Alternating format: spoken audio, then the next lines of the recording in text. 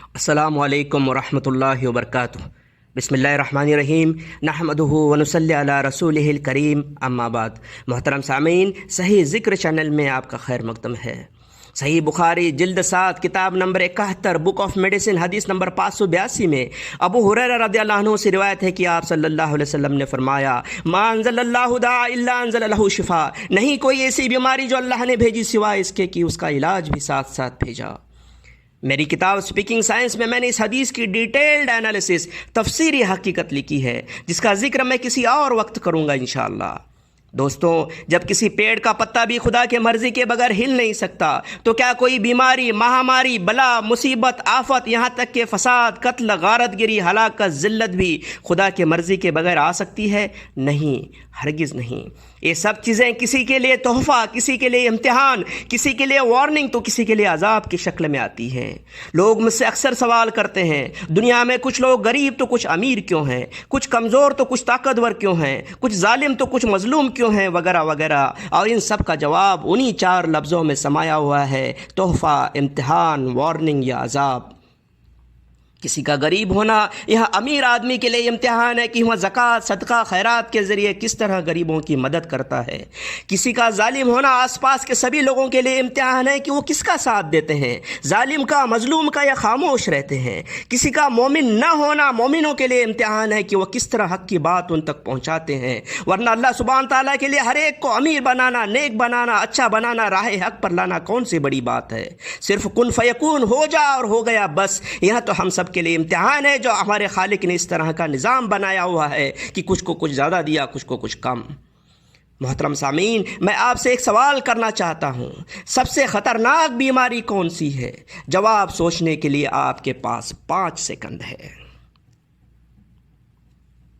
تو کیا جواب ہے آپ کا؟ وہ مہاماری جو آج کل قاتل بنی ہوئی ہے، cancer, heart attack, brain haemorrhage? نہیں، ان سب سے خطرناک بیماری ہے نفرت کی بیماری۔ ایک ایسی بیماری کہ جس میں مریض مانتا ہی نہیں کہ وہ بیمار ہے۔ نفرت کی آگ میں گھٹ گھٹ کر، جل جل کر ایسا مریض ہر پل مرتا رہتا ہے۔ اسی گھٹن میں اس کے گھر والے ایک خوفناک زندگی جی رہے ہوتے ہیں۔ اس کے گھر کا چپا چپا کسی شمشان یا قبرگاہ سے کم ڈراؤنا نہیں ہوتا۔ اے نفرت کے مریض، ہمارے لیے امتحان بھی ہیں، تنبیہ بھی ہیں، اور عذاب بھی۔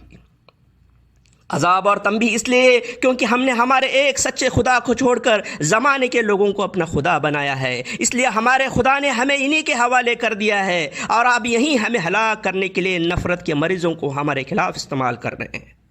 امتحان اس لیے کیا ہم ایک ہو کر انہیں روکنے کی کوشش کرتے ہیں، یا خاموش تماش بین بنے رہتے ہیں، یہ سوچ کر کہ پڑوس کا گھر جلا ہے نا تو کیا فرق پڑتا ہے، میرا گھر تو محفوظ ہے۔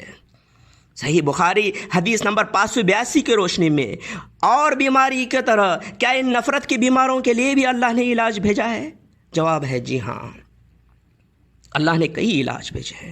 ان میں سے ایک کا ذکر سورہ فصلت سورہ نمبر 41 آیت نمبر 34 میں ملتا ہے، وَلَا تَسْتَوِي الْحَسَنَةُ وَلَا السَّيِّئَةُ ادْفَعْ بِالَّتِي هِيَ أَحْسَنُ فَإِذَا الَّذِي بَيْنَكَ وَبَيْنَهُ عَدَاوَةٌ كَأَنَّهُ وَلِيٌّ حَمِيمٌ۔ اچائی اور برائی ایک جیسی نہیں ہو سکتی، برائی کا جواب اچائی سے دو، پھر آپ پاؤ گے کہ آپ کا دشمن بھی آپ کا گہرا دوست بن جائے گا۔ یہ آیت اتنی انقلابی ہے کہ مہاتما گاندھی جی نے اسے اپنے سر کا تاج بنایا، Martin Luther king, Nelson Mandela جیسے مہاتماؤں نے اسی آیت سے قوت حاصل کی اور ظالموں کے تخت اکھاڑ پھینکے۔